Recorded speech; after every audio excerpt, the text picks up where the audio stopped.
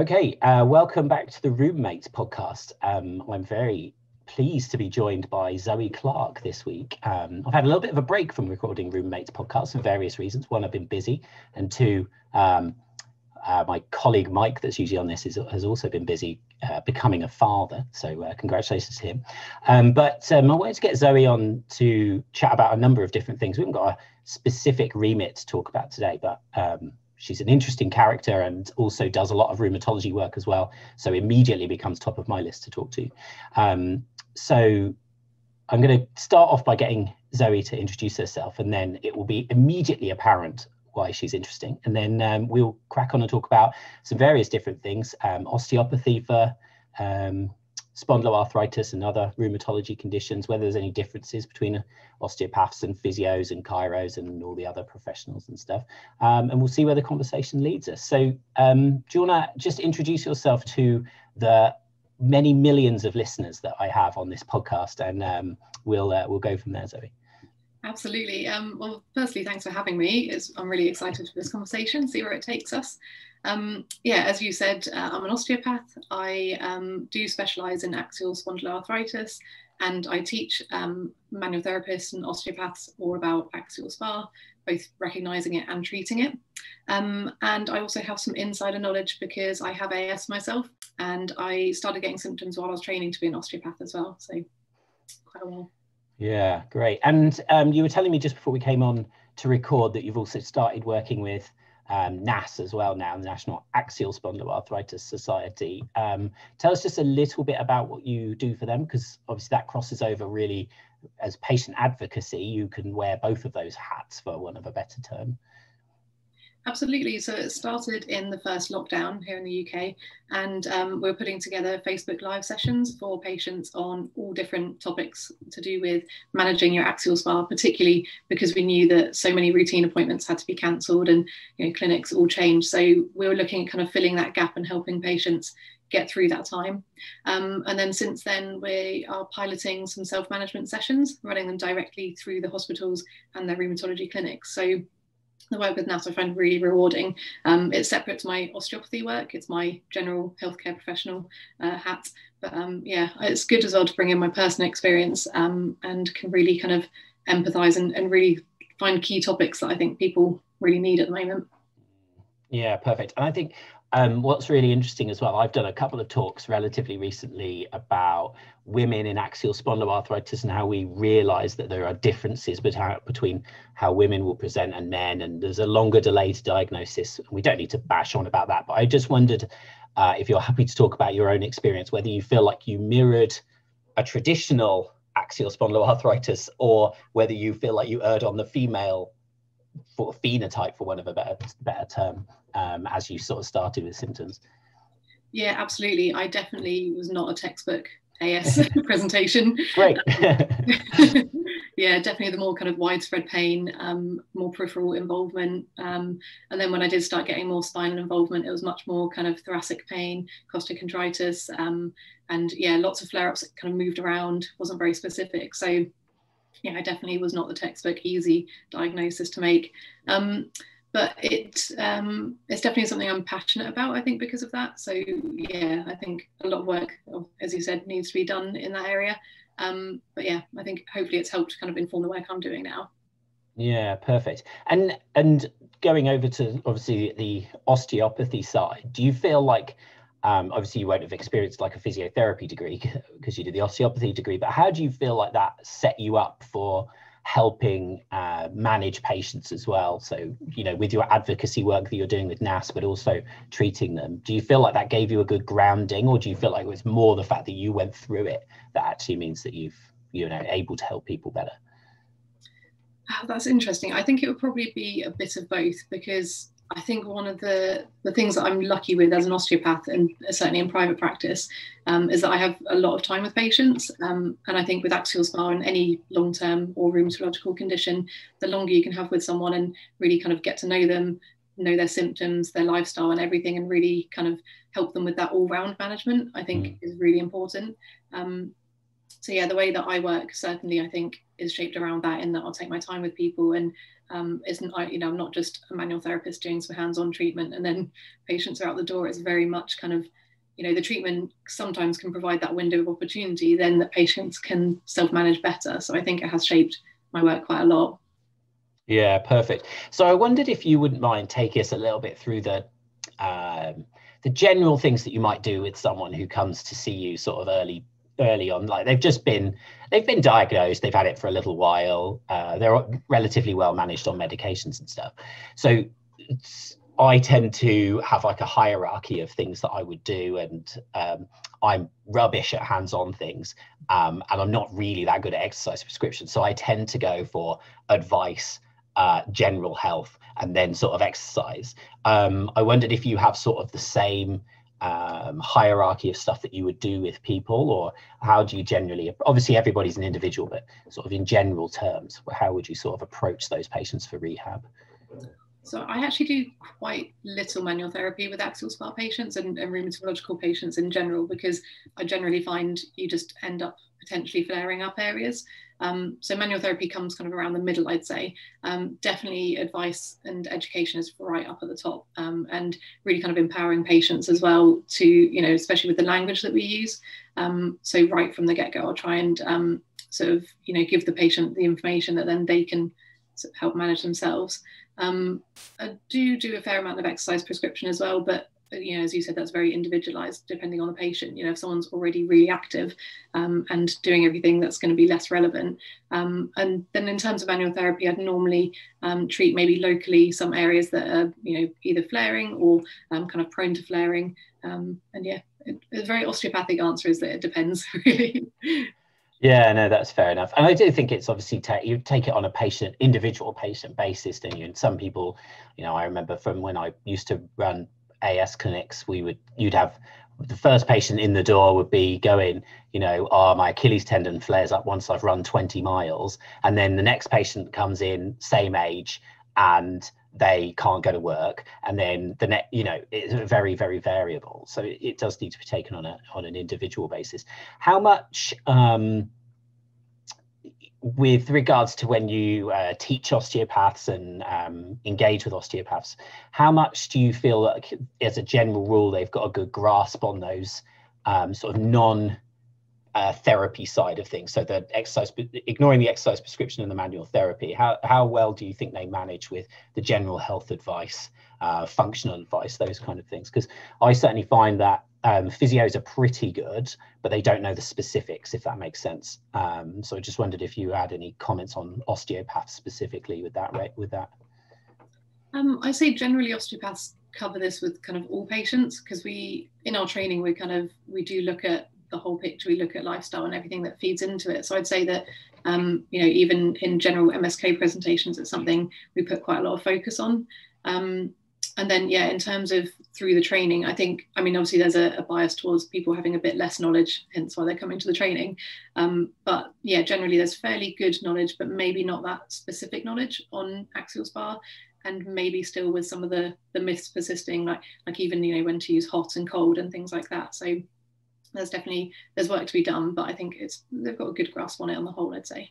Yeah, no, that's really good. The reason I ask some of these questions is a trend I find on the courses that I run is I get mostly physiotherapists, and then the rest are sort of filled with chiropractors and sports therapists. And I don't really see osteopaths in my on my courses, and I don't know whether that's because I don't reach osteopaths or something about me puts them off, which is quite possible. But I just wondered, do you find that yours, be it when you teach, because you are an osteopath, do you fill your courses with osteopaths? Do you think we gravitate towards our own professions? I think so. Yeah, we're pretty much 90% osteopaths. My colleague Andrew does do some CPD courses with consultant physio. So we try and mix, with other professions, because I think there's a lot, to be learned from each other. But yeah, absolutely. I think because we tend to be in the social media groups with osteopaths and things like that, we've already got that connection there. I think it's probably better if we could branch out more, but how we do that, I don't know.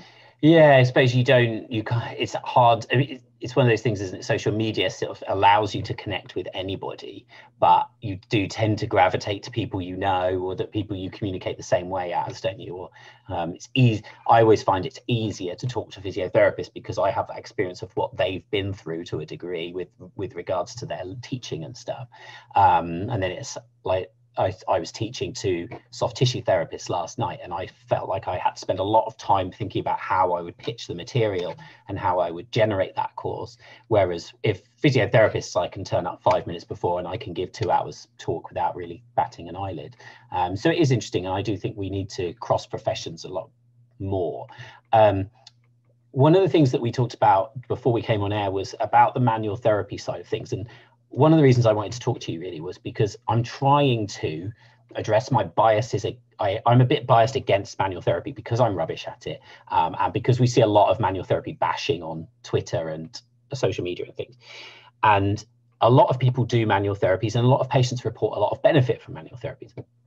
So you said about trying to, try not to flare areas up, but in spondylitis, do you find anything that does particularly respond nicely to any manual therapy type interventions, or is it more like the type of patient, if they've got a particular desire for that? Is there anything you can sort of shine a light on there, really?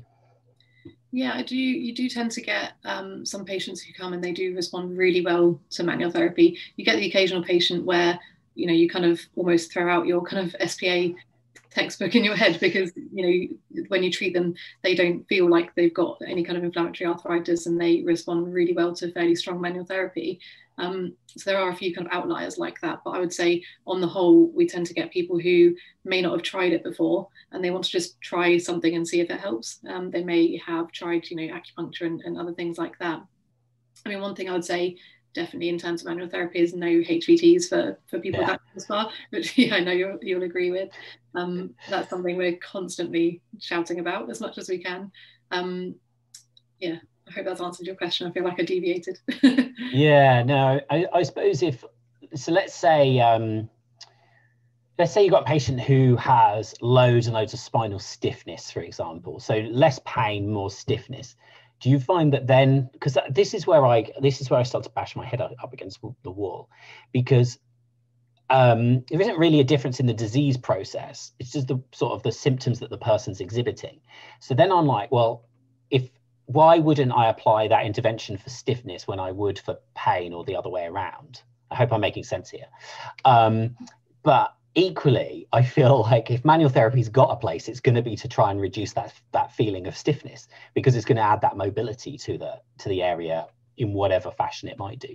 Do you find anything like that at all, where even subconsciously you go, oh, there's a lot of stiffness, we'll try a little bit of this and see if it helps? Yeah, I mean, stiffness is probably one of the biggest symptoms I think that we can help with manual therapy. I think the key that I find is that with any kind of joint mobilizations, like I tend to do much more kind of rhythmic movements and working on quite broad areas. So you're not, sometimes, especially with kind of specific manual therapies, you can end up really hyper focused on particular joints, which we know we can't isolate joints anyway. But yeah, focus on much more broad movements, and really kind of, I think part of the help with that is that you can show patients that they can move into those ranges of movement. So if it's more, there's fear going on there, or localized muscle tightness that's causing that stiffness, I think it can be a really good way of introducing the movement safely. And then that helps when patients are then doing it in the day-to-day life or in their exercises as well. And the main thing really is just I avoid kind of going right into those barriers or into any pain, or right at the end range of movement, because that's when you tend to then get the reaction to it. Yeah, for sure. I've always been against the high volume stuff in these patients because they increase risk in osteoporosis. And I'm like, what's the benefit? Yeah, hands off, absolutely. What's the benefit in trying that sort of technique? Because there's so many other things that you could do beforehand. Do you find, because there's this other thing that I think as well, where patients will self-select in the way that, like you said, they've not tried manual therapy before, so they go, okay, let's go see an osteopath then. And I suppose chiropractors are probably on the same spectrum here, whereas they might go, there's a different thought process where they go, oh, I've been told exercise is really good. So maybe a physio would be the best place to go, or a sports therapist might be the best place to go. So do you find that you're not turning patients away, but you're sort of trying to get them away from manual therapies at all because they've self-selected to your clinics? And as you said, you're trying to create this narrative that they need to self-manage. But do you ever find that that's a particular issue because you are an osteopath? That's an interesting question. I mean, yeah, we definitely get the majority of patients come in, they're expecting hands-on treatment and clicking and everything. Yeah, I think the biggest challenge sometimes is explaining to patients if they don't need a manipulation or if it's not appropriate, and they've come in with that preconceived idea. And yeah, that can be difficult at times. And I do think we get more patients who come in expecting the manual therapy side. I've lost my train of thought now. I can't think where I was going with that.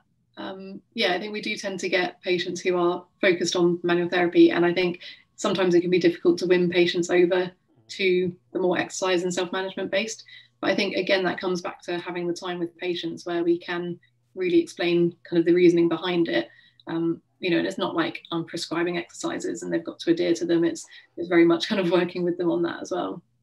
Yeah, and I suppose it's about, like you said, those specific, you do need to be quite specific with your education with a lot of these patients I've found. It's not enough to say exercise is really beneficial, because they just go, why? Yeah. And then you do have to talk about inflammation and systemic inflammation and what's sort of happening at a joint level. And as you pointed out, they've got these multiple areas potentially which are affected. And as soon as you go, oh, you need to do more exercise, they go, well, my feet hurt. You go, well, that's okay, we can exercise without using the feet too much. But it can be difficult at times for that to manage their expectations and their understanding. Specifics matter, especially in this cohort. I was wondering about your experience. We'll go back to women versus men, if you don't mind. Women versus men is a terrible turn of phrase, isn't it? Women compared to men with their presentations. Where do you feel, I know you've done some work recently around awareness in osteopaths of the spondylitis conditions, but where do you see that there is a disparity still in this understanding between how females might present versus how men might present? And if you don't mind trying to comment on how we move forwards with that as a cohort.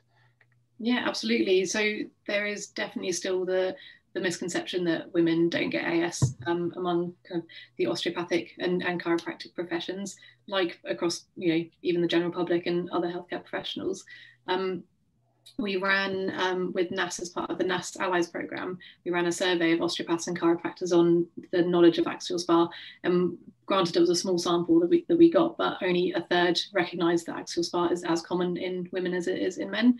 So even from a small sample, we can see there's definitely that misconception still there. And I think as well, because from that survey we found that the knowledge is fairly good in terms of AS, but in terms of AxSpA and non-radiographic AxSpA, there's just not as good knowledge or awareness around it. And of course, with more women having those conditions, I think it is a big area where it's missing, really. So I think we need to look at it in terms of kind of both postgraduate people and like the work we're doing in terms of getting the CPD out there, getting the up-to-date knowledge and the research, but also I think also looking at undergraduate level as well, and making sure that they're thinking about it in clinic all the time, because it's a common condition. They know the differences between men and women's presentation. And I always think that inflammatory conditions need to be kind of top of the list with your red flags that you're ruling out all the time, not, oh, I've seen this person for a few sessions, they're not getting better. Could it be something like that? So I think especially for women as well. Yeah, it's really difficult, isn't it? How do you educate an entire health force? Because as you said, I mean, there's research that shows there's lack of understanding in GPs and ophthalmology, gastroenterology, physio, and with you guys, osteopaths and chiropractors, and your survey as well. I think you'll probably have overestimated, because that would be a self-selecting survey. People would a lot more likely to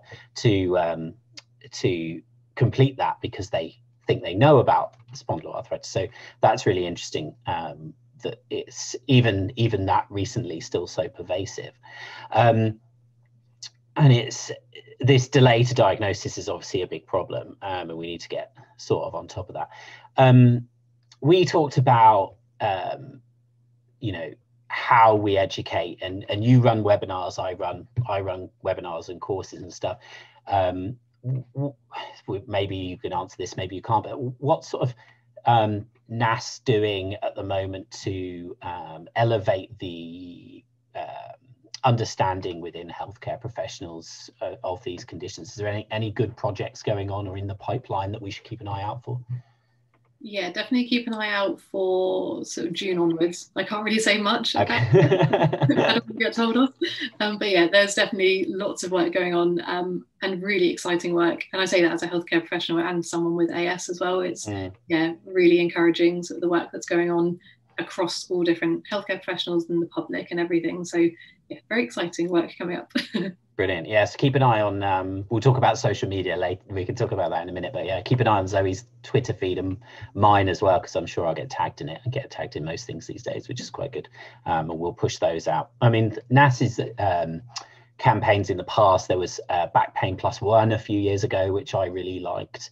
They do tend to do really sensible things. It's not like it's not some scattergun approach. They're really quite targeted, which is, I find them they of the groups that I've ever worked with, they do tend to be really good for their creation of awareness materials. Absolutely. Yeah, great.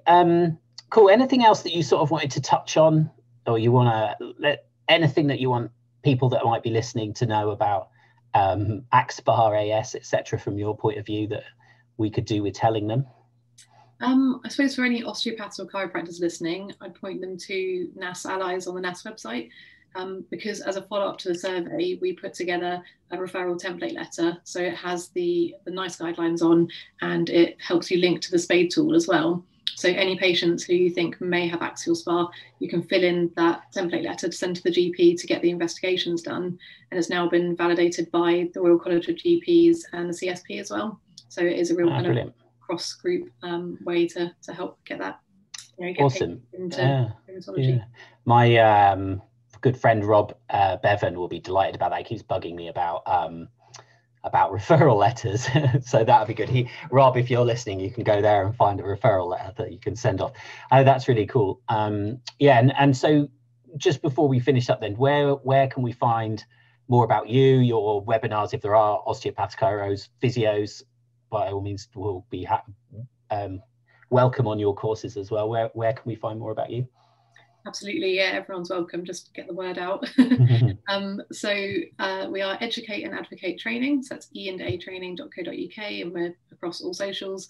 And I'm on Twitter, Instagram, Facebook, Zoe Clark Osteo, or Zoe the Osteo. Yeah, just generally spreading the word. Brilliant, great. Well, thank you very much for spending 35 minutes or so with me of an evening, and it was very nice to speak to you. And hopefully we can do some work together in the future and keep doing interesting things. And I was correct, you are a very interesting person, so thank you for coming and being on the Rheummates podcast. Thanks for having me. Yeah, and hopefully people will listen to this and do a bit more about learning about axial spondyloarthritis and get that delay to diagnosis down a little bit. Absolutely. Brilliant. Thanks a lot, Zoe. Thanks.